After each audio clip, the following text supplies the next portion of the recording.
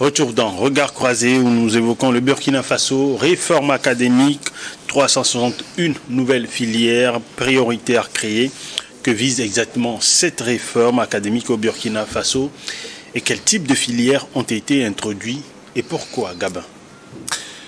Ouais, on a toujours parlé de changement de curriculum en Afrique.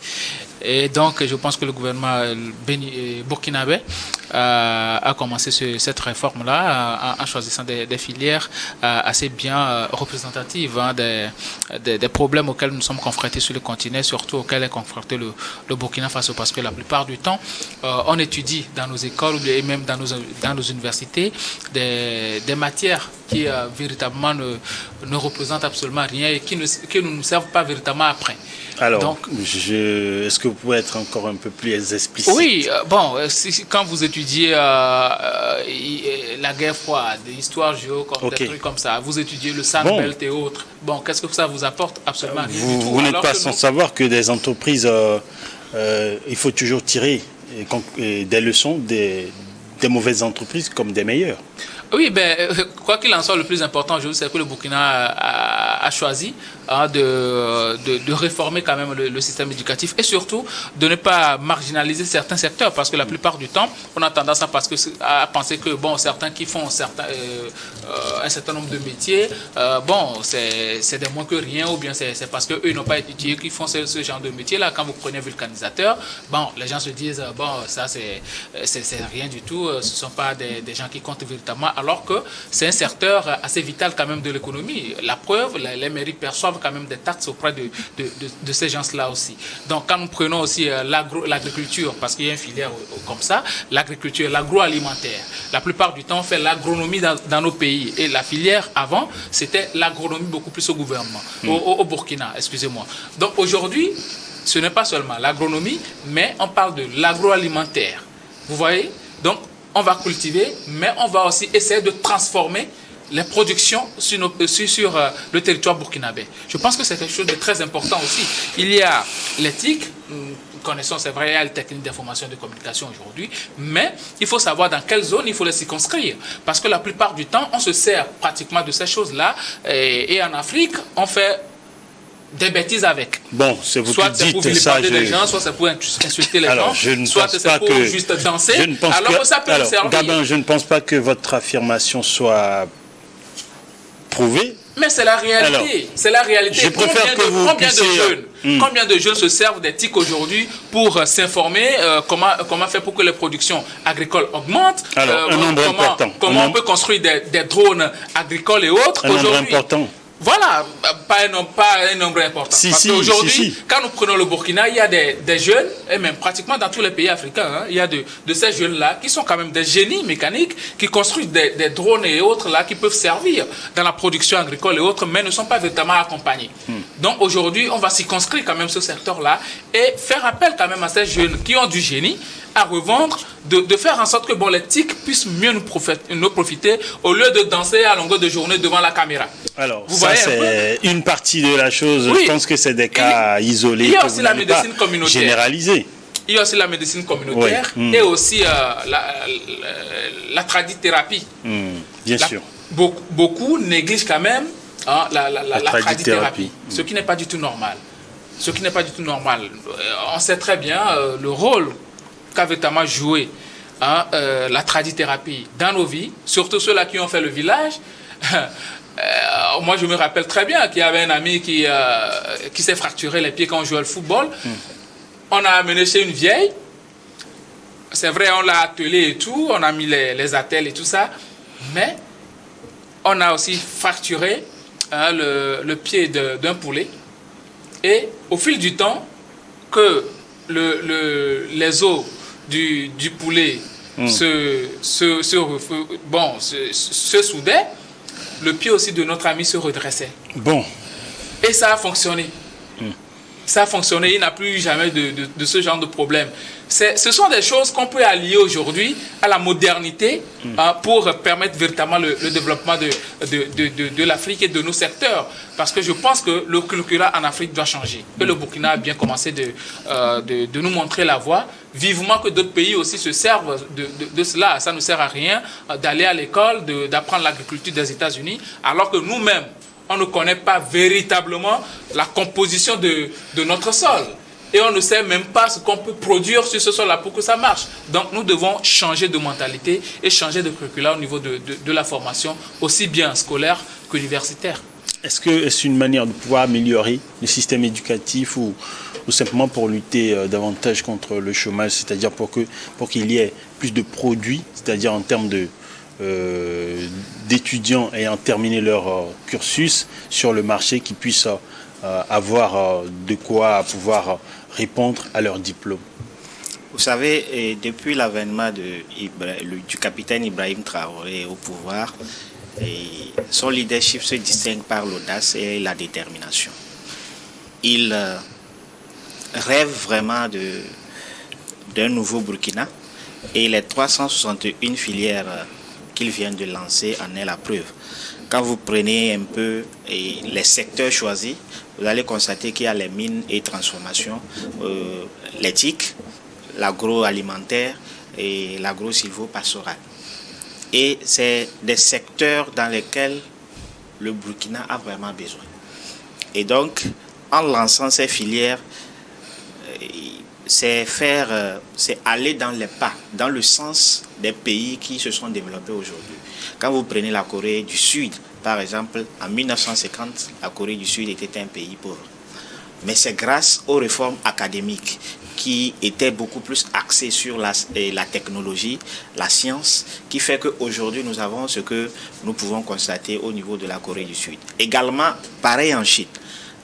En Chine, avec Deng, le président Deng Xiaoping ou bien un truc comme ça, il a vraiment réformé le pays avec la science et la technologie. Et aujourd'hui, la Chine est l'industrie du monde, si nous pouvons le dire ainsi. Aux États-Unis, après la Deuxième Guerre mondiale, il y a eu un programme qui a permis même à l'armée de retourner et faire des études techniques. Et nous constatons aujourd'hui là où les États-Unis se retrouvent.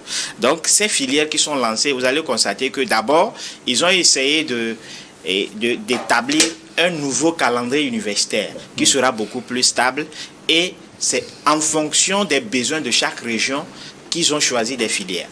Donc, si, par exemple, il y a une zone qui est adaptée à l'agriculture, vous allez voir que des filières agricoles sont beaucoup plus dans cette région, ainsi de suite. Et ainsi faisant, c'est une façon de vraiment permettre à la jeunesse, après les études, de pouvoir s'intégrer facilement dans la fonction, et c'est également lutter contre le chômage. Ça nous évite, ou bien ça nous épargne beaucoup de chômeurs dans le pays.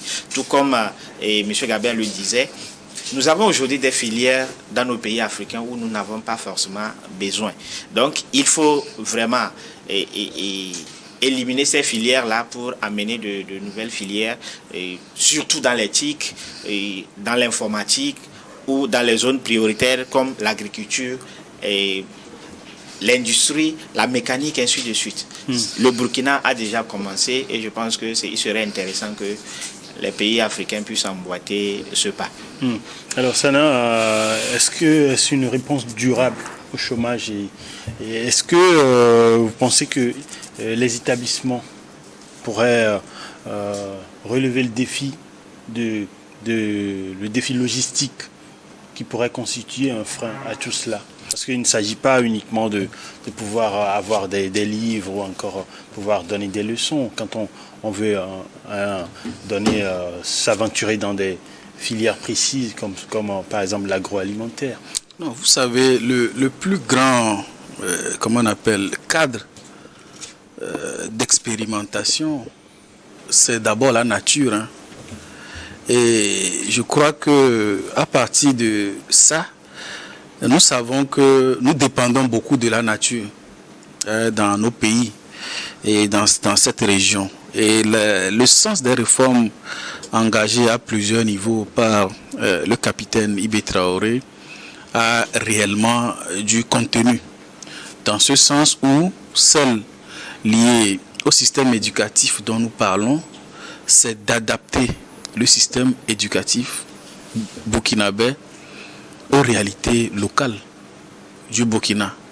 C'est-à-dire, il faut former des gens en mesure d'acquérir des savoirs, des connaissances pour répondre aux besoins des Burkinabés. Donc, c'est dans ce sens où, lorsque on parlait tout à l'heure de l'agroécologie, comment on appelle, de l'agroalimentaire, ça a tout son sens. Parce que, qu'est-ce que l'agroalimentaire? C'est l'ensemble des activités qui permettent de produire, de transformer, de conserver, de commercialiser ce qui est produit localement, aussi bien dans l'élevage, aussi bien dans l'agriculture. Et donc aujourd'hui, vous verrez que nous produisons beaucoup, mais à un moment donné, se pose le problème de leur conservation. Et vous n'imaginez pas combien de tonnes d'oranges les gens jettent, parce que d'oranges, de tomates, après 3 jours, 4 jours, si ce n'est pas consommé, si ce n'est pas vendu, c'est des pertes. Et on est obligé de... Donc aujourd'hui, il y a le défi d'avoir des industries capables de fournir des solutions pour conserver cela. Et qui peut donner solution à cette problématique? Mais il faut qu'il y ait des gens bien formés dans le domaine de la science, de la technologie, pour vraiment faire tourner les industries. Déjà, il faut les mettre sur place, les construire. Donc, c'est pourquoi il y a une certaine priorité que le Burkina aujourd'hui accorde à la science. Et je pense que nul besoin de s'étaler sur beaucoup de mots. L'idée, c'est d'adapter la formation aux réalités. Parce que, comme l'a dit Gabin, à quoi cela nous sert-il d'avoir appris les choses de quoi, Rio Grande, des choses comme ça? À quoi cela nous a... Ça m'aide en quoi, moi, de savoir qu'il y a un tel fleuve, ou bien qui s'appelle la Seine en France? Ça nous sert à quoi? Alors que je ne connais pas les potentialités de Nangbeto, du bas de Nangbeto, je n'en sais rien. Je ne sais pas vraiment et comment le mono contribue à la diversité biologique, etc. Est-ce que quelqu'un le sait ici? On n'a pas suffisamment approfondi ces choses-là. Donc je crois qu'à un moment donné, pour nous développer, il faut déjà qu'on apprenne à répondre aux besoins locaux, d'abord, avant tout. Dernière réaction, Gabin? Ouais, aujourd'hui, on parle beaucoup plus de l'industrialisation de l'Afrique. Et il y a un programme aussi qui a été inscrit dans les filières, c'est les énergies renouvelables. C'est très important parce que nous avons en Afrique pratiquement assez de potentiel à revendre. Nous avons le vent, nous avons le soleil et pourtant nous souffrons de manque d'énergie. Donc aujourd'hui, je pense que même les panneaux solaires qu'on achète, c'est auprès des Chinois, des Indiens, des Turcs et autres là, c'est auprès d'eux qu'on achète. Alors que nous-mêmes, nous pouvons produire ça sur le terrain et ça ne va pas nous revenir aussi cher. Et ça va nous servir même à alimenter nos industries. Donc je pense que c'est une très bonne chose et il faut véritablement mettre les moyens pour que nous puissions avoir des techniciens. C'est pas le génie qui manque en Afrique, c'est pas le génie qui manque au Burkina.